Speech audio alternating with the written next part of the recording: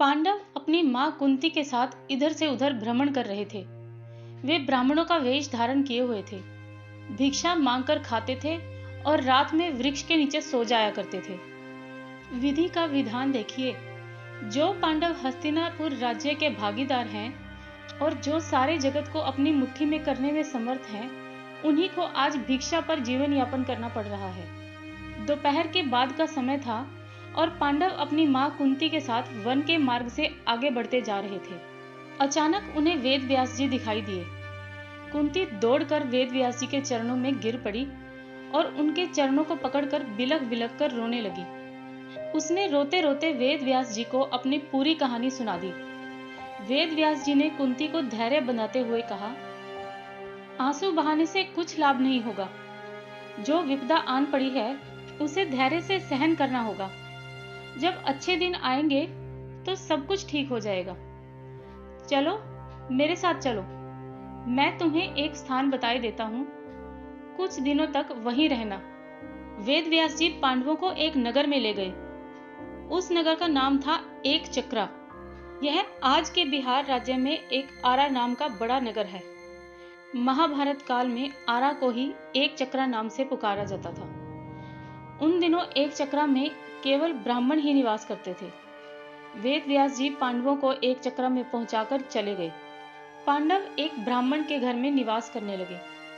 वहां वे बड़ी ही कठिनाई से अपना जीवन यापन कर रहे थे। पांचों भाई प्रतिदिन भिक्षा मांगने के लिए जाया करते थे और भिक्षा में जो अन्न मिलता था उससे वे अपना जीवन यापन करते थे। नगर के समीप ही एक गुफा में एक अत्याचारी राक्षस रहा करता था। वह पिछले 13 वर्षों से एक चक्रा के नगरवासियों पर बड़े जुर्म ढा रहा था। उस राक्षस का नाम था बकासुर।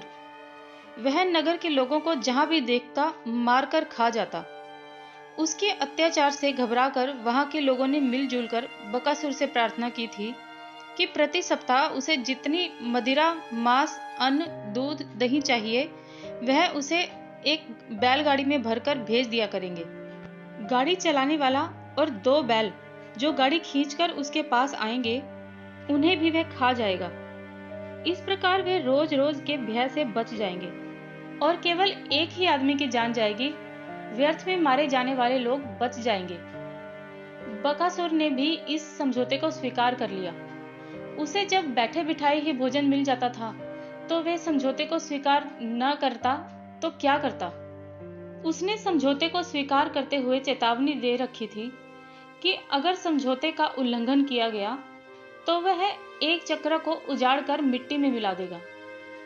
बस उसी दिन से बारी बारी से एक घर का एक आदमी बकासुर के पास जाने लगा और बकासुर उसे मारकर अपनी भूख शांत कर लेता।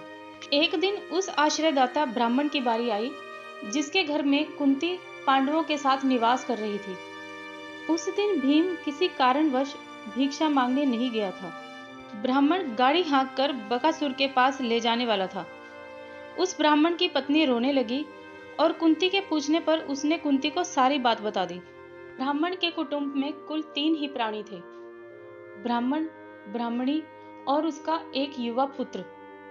तीनों बिलख बिलख कर रो रहे थे। उनका करुण विलाप सुनकर कुंती ने अपने आश्रयदाता ब्राह्मणी से कहा, तुम घबराओ मत, आज तुम्हारे पति की जगह मेरा पुत्र गाड़ी लेकर जाएगा। ये सुनकर रोते रोते ब्राह्मणी ने कहा, नहीं बहन, मैं तुम्हारे पुत्र को संकट में नहीं डाल सकती।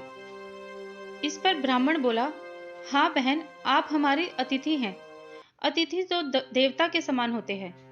हम आपके बेटे को मौत के मुंह में नहीं धकेल सकते। विप्रवर, आप चिंतित न हो, कुंती ने उन्हें समझाया। मैं अपने जिस बेटे को राक्षस के पास भेजूंगी वह कोई साधारण बेटा नहीं है। तुम देखना, उस राक्षस को मारकर ही लौटेगा। फिर भीम बोले, हाँ माते, मैं जाऊंगा उस दुष्ट राक्षस के पास, लेकिन आप ये इस बात को गुप्त रखें, किसी को बताइएगा नहीं। कुंती बोली, भीम ठीक कहता है, अगर बात खुल गई तो मेरे बेटे की शक्ति क्षीण हो जाएगी। लेकिन बहन, यह उचित नहीं है। इससे तो अच्छा है कि मैं स्वयं यह सामान लेकर जाऊं। ब्राह्मणी बोली। इस पर कुंती ने कहा, बहन, तुमने विपत्ति में हमें सहारा दिया, रहने का आश्रय दिया। अब अगर तुम्हारे ऊपर विपत्ति आई है तो क्या हम पीछे हट जाएंगे? ब्राह्मणी ने फिर कुछ नहीं कहा। नगर के लोग गाड़ी में मांस, मदिरा, दूध, दही के घड़े भरकर ब्राह्मण के द्वार पर ले आए। गाड़ी में 2 काले बैल भी जोते गए। भीमसेन तत्काल गाड़ी में बैठ गए और गाड़ी को हाँक कर ले चले। नगर के लोग गाते बजाते नगर की सीमा तक उसके साथ गए। नगर सीमा पर उनके रुक जाने पर उनके बताए स्थान की ओर भीम गाड़ी हाँक कर ले गए। गुफा के पास पहुंचकर भीमसेन ने देखा जगह जगह हड्डियां बिखरी पड़ी हैं और रक्त के छींटे चट्टानों पर गिरकर सूख गए हैं। चारों तरफ बदबू फैली हुई है। भीमसेन ने गुफा के द्वार पर गाड़ी रोकी और आराम से बैठकर साथ लाए भोजन को चट करने लगे। उधर राक्षस भूख से तड़प रहा था। देर होते देख वह क्रोध में भरकर बाहर निकला तो उसने देखा कि एक लंबा चौड़ा आदमी आराम से बैठकर उसके लिए लाया गया भोजन खा रहा है। भीमसेन ने उसे देखा तो हंसकर बोला, बकासुर, थोड़ी सी मदिरा बची है, इसे पी लूं तो तेरे से बात करता हूं। इतना सुनते ही बकासुर भीम पर टूट पड़ा। भीम तो पहले ही तैयार था। दोनों में मल्ल युद्ध होने लगा। भीम ने उसे धरती पर गिराकर उसके गले को इतनी जोरों से दबाया कि उसकी जीभ बाहर आ गई और उसकी रीढ़ की हड्डी भी टूट गई।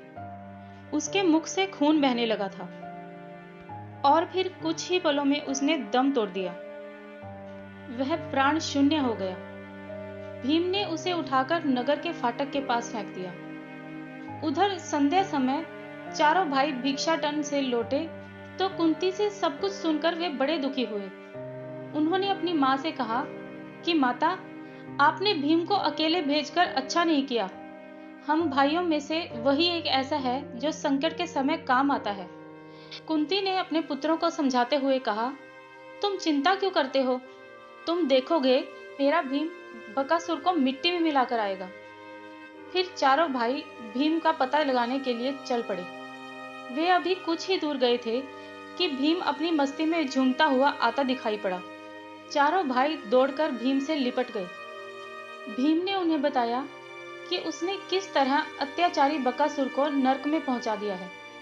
भीम ने घर पहुंचकर अपनी मां के चरण स्पर्श किए और उसने कहा, मां, आपके आशीर्वाद से मैंने बक का संहार कर दिया है।